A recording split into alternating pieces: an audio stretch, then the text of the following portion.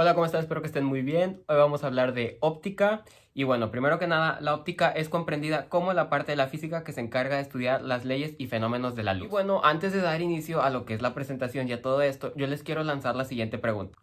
¿La luz es una onda, una partícula, las dos o algo totalmente extraño que no entendemos? Bueno, antes de meternos de lleno con lo que es la luz, hablemos un poco de contexto y un poquito de historia de cómo se ha venido estudiando la luz a través de los años y por ende ir viendo cómo ha ido cambiando nuestra comprensión de la misma a través de la historia.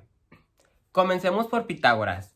Él tenía la idea de que la visión de una persona emerge porque su ojo emite luz y la misma choca con los objetos. Supongamos que aquí tenemos un objeto, aquí está mi ojo, entonces que yo emitía rayitos de luz y que por ende eso me permitía ver. Esa era su idea. Luego nos topamos con Tito Lucrecio. Él tenía la idea de que la luz estaba formada de partículas que viajaban en línea recta desde el Sol. Lucrecio pensaba eso porque era uno de los principales defensores del atomismo. Vaya, de que estábamos formados de pequeñas partículas, de pequeñas cositas indivisibles. Luego nos movemos con uno de los grandes, Sir Isaac Newton, que la luz estaba compuesta igual de un conjunto de partículas, pero estas iban en todas direcciones. Y esa fue una de las teorías que por más tiempo perduró y que nos siguen sirviendo actualmente para explicar ciertos fenómenos. Más adelante, Christian Huygens propuso que la luz era una onda longitudinal, como el sonido. Ya hemos visto que es una onda longitudinal y sabemos que necesitan un medio por el cual moverse, por el cual propagarse. Entonces, él propuso que en el espacio, el que actualmente sabemos que está vacío, él propuso que ahí mismo había un material. A este material lo llamó éter. Más adelante, Thomas Young probó que la luz mostraba comportamiento ondulatorio, específicamente la superposición. Entonces ya hemos visto que en ondas, si una cresta se topa con un valle, se cancelan, vaya, se restan, por así decirlo. Si una cresta se topa con una cresta, se hace más intensa. Y así se pudieron explicar algunos fenómenos como la sombra. Pero no la típica sombra de que pasa luz, o sea, lo que les digo, la interferencia, por así decirlo. Más adelante nos empezamos a mover con Hans Ørsted, el cual mostró que había una conexión entre los fenómenos eléctricos y magnéticos. Él se dio cuenta que al pasar una carga eléctrica se generaba un campo magnético, lo cual levantaría dudas entre la comunidad científica, y no fue hasta que James Maxwell llegó con su teoría y mostró que había una relación entre los fenómenos magnéticos y eléctricos, y a través de sus constantes y de estar calculando se dio cuenta que la luz era una onda electromagnética. De aquí ya sacamos cosas importantes. Por un lado tenemos a Isaac Newton con su teoría de partículas de la luz, y por otro lado tenemos a James Maxwell, que ya nos comprobaba que la luz era una onda electromagnética. Más adelante tenemos a personas como lo han sido James Jean y John Riley, quienes en su momento tenían esta idea de que la luz era una onda electromagnética y querían fusionar esa teoría con la recién descubierta, en ese periodo de tiempo, que era las leyes estadísticas de la termodinámica, las cuales posteriormente llevarían a lo que se le conoce como la catástrofe ultravioleta. Y luego nos movemos con otros contribuyentes, como en su momento ha sido Max Planck, el cual se dio cuenta que la luz viajaba en paquetitos discretos de energía. Luego tocaremos qué es esto más a fondo, es nada más para que tengan la noción. Einstein, que pudo comprobar esto a través del efecto fotoeléctrico, que fue el que le dio el premio Nobel. Luego tenemos a Arthur Compton, Louis de Broglie, que es el que se dio cuenta que las partículas en realidad poseían, o sea, vaya, las partículas más chiquitas poseían características ondulatorias. Lawrence y Bragg, William Bragg, conocidos por la difracción Bragg. George Thomson, Joseph Thomson, y así la podemos seguir.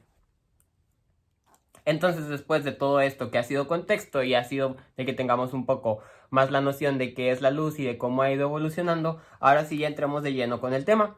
Y primero que nada, para estos temas principales vamos a tratar que la luz es un rayo. O sea, esto significa que la luz viaja en línea recta, en el vacío. Que bueno, esto de línea recta se vuelve un poquito complicado cuando le metemos relatividad especial y todo eso, pero ahorita empecemos tranqui.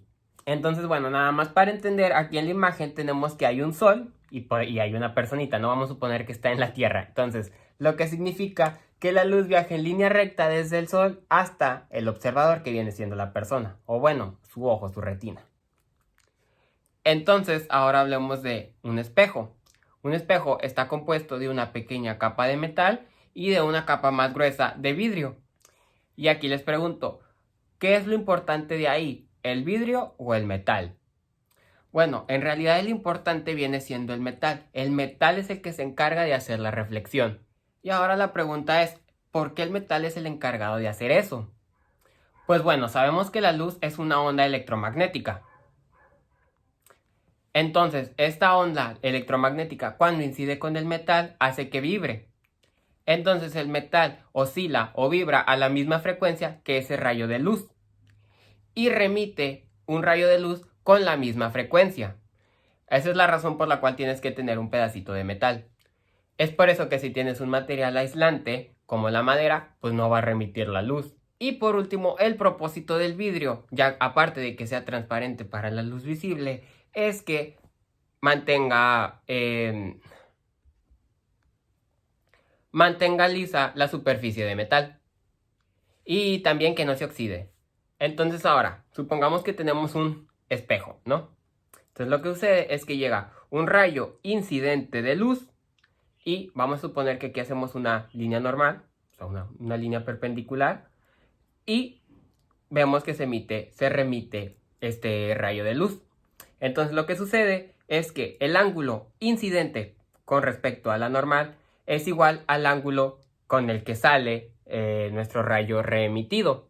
A esto es a lo que se le conoce como la ley de reflexión. Entonces, bueno, aquí lo que podemos ver en la imagen es que tenemos un espejo ahí en el medio, ¿no? Como podemos ver, y que tenemos un objeto. Entonces, bueno, tenemos aquí el objeto y vemos, vaya, vamos a poner que aquí está un espejo, ¿no? Que sale un rayo, tuk, tuk, tuk, tuk, tuk. Entonces, si este rayo va a reflejarse, ¿no? Va a chocar con el espejo y se va a reflejar. Entonces, si nosotros vemos hacia el espejo, va a parecer como que el rayo viene de allá, de otro, vaya, de un cierto punto.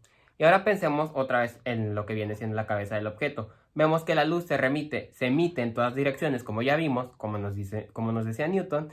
Y si nos vamos hasta la partecita de arriba, podemos ver que se va a reflejar, no obviamente, con el mismo ángulo de incidencia.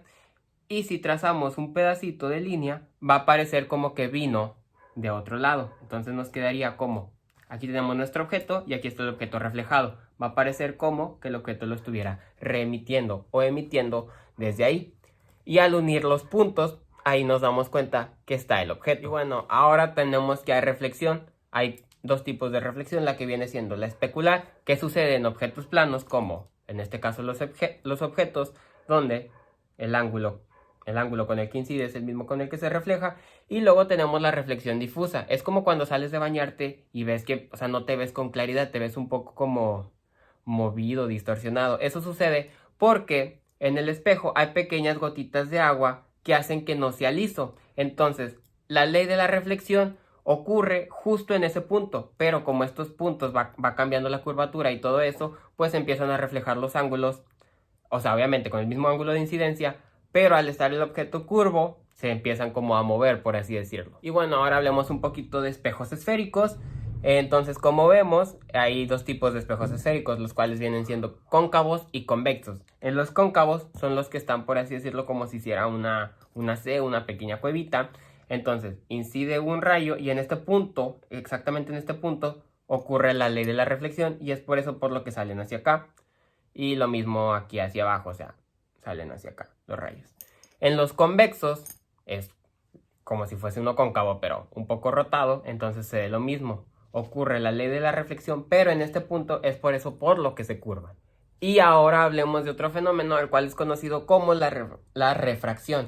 Está definido como el cambio de dirección y lentitud que experimenta una onda, un rayo de luz, al pasar de un medio a otro con distinto índice refractivo. Entonces, bueno, aquí les tengo que N1 seno de ángulo 1 es igual a N2 seno de ángulo 2. Entonces, por ejemplo, nosotros sabemos que el agua tiene un índice refractivo, bueno, un índice de refracción diferente al del aire. Y aquí nos viene lo que viene siendo tanto el rayo incidente como el rayo refractado. Y estos ángulos se hacen con respecto a la línea normal.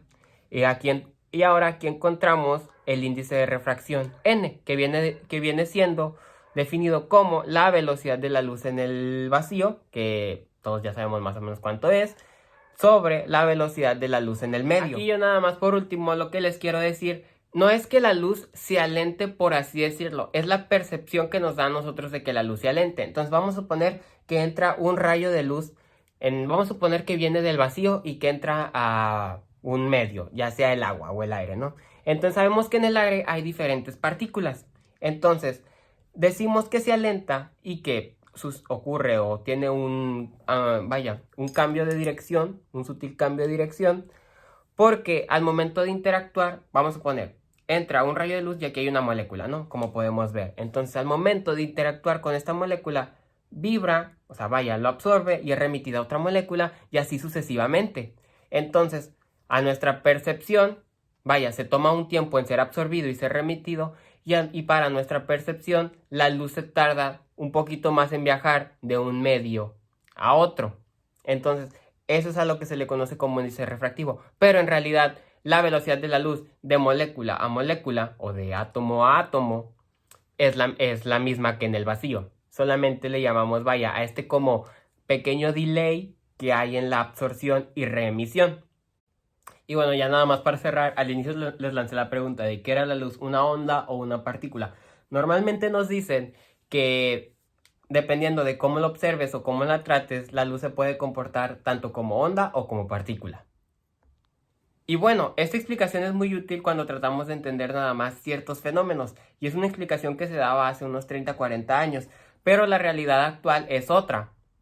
Por ejemplo, hoy entendemos una partícula como la posible vibración más pequeña de un campo cuántico. Y todo esto ya se suena muchísimo más complicado, pero más adelante espero que lo podamos ver o siquiera tocarlo. Entonces ahí lo dejo.